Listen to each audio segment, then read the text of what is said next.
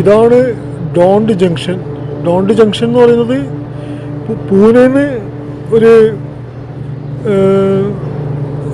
60-70 kilometre ദൂരമുണ്ട്. Don't junction അല്ല ഇത്. ശരിക്കും പറഞ്ഞാൽ ഡോണ്ട് ജംഗ്ഷൻ്റെ മറ്റൊരു ഭാഗമായിട്ടുള്ള ഡോണ്ട് കോഡ് ലൈനാണ്. അതായത് ഡോണ്ട് ജംഗ്ഷനിൽ നിന്ന് ഒരു 4 കിലോമീറ്റർ ഉള്ളിലോട്ടാണ് ഈ സ്റ്റേഷൻ നിലനിൽക്കുന്നത്. രണ്ടും അടുത്തടുത്താണ് സ്റ്റേഷൻ തോന്നുന്നു. വണ്ടികളൊക്കെ അങ്ങോട്ടും ഇങ്ങോട്ടൊക്കെ പോകുന്നുണ്ട്. ഇത് പിന്നെ ബോംബെ ലൈനിലേക്ക് പോകുന്ന റെയിൽവേ ലൈനാണ്. മറ്റേത് പിന്നെ ഷോലാപൂർ, നമ്മുടെ പിന്നെ ഹുബ്ലിക്ക് പോകുന്ന റെയിൽവേ ലൈനിൽ അതിൽ വേണം അങ്ങനെ പോവാം. റെനിഗുണ്ട, കാട്ട്പാടിയൊക്കെ പോവാം. ഇത് വേറെ ഒരു റെയിൽവേ ലൈനാണ്. പ്ലാറ്റ്ഫോമൊക്കെ അടിപൊളി പ്ലാറ്റ്ഫോമാണ്. പക്ഷേ വെയിറ്റിംഗ് ഹാളോ ഒന്നുമില്ല. തണുപ്പ് എന്ന് പറഞ്ഞാൽ 12-11 ഡിഗ്രി സെൽഷ്യസ് ആണ്. ഞാൻ ഞാൻ പ്രതീക്ഷിക്കാതെ, അതായത് ഞാൻ അവിടെ പിന്നെ കേദാർനാഥിലൊക്കെ 18 ഡിഗ്രി ആയിരുന്നല്ലോ, -18 ആയിരുന്നല്ലോ.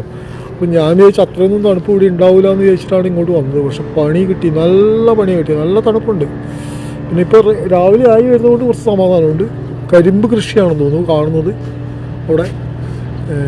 നല്ല ഒരു വ്യൂ, അടിപൊളി ഒരു വ്യൂ ഉള്ള ഒരു റെയിൽവേ സ്റ്റേഷനാണ്. പക്ഷേ വണ്ടികൾ, പ്രധാനപ്പെട്ട വണ്ടികൾക്ക് മാത്രമേ സ്റ്റോപ്പുള്ളൂ. വന്ദേ ഭാരത് അങ്ങനെയുള്ള കുറച്ച് വണ്ടികൾക്കെല്ലാം സ്റ്റോപ്പുണ്ട്. പിന്നെ എന്താ പറയുക,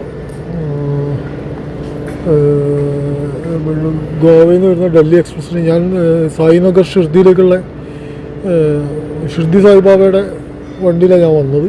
അതിന് വലിയ തിരക്കുണ്ടായിരുന്നില്ല. ഇനി ഇവിടുന്ന് അങ്ങോട്ട് എനിക്ക് വന്ദേ ഭാരതിനാണ് മന്മഡിലേക്ക് പോകാനുള്ളത്. അവിടുന്ന് ഒരു 1 അവർ 1.5 മണിക്കൂറും കൂടി ഇരുന്നാൽ എൻ്റെ ആദ്യത്തെ ലക്ഷ്യസ്ഥാനമായ ത്രയംബകേശ്വരത്തേക്ക് എത്താൻ പറ്റുമെന്നാണ് ഞാൻ വിശ്വസിക്കുന്നത്. അപ്പോൾ ഇത് സാധിക്കാൻ വേണ്ടിയിട്ടുള്ള ഒരു ഓട്ടത്തിലാണ്.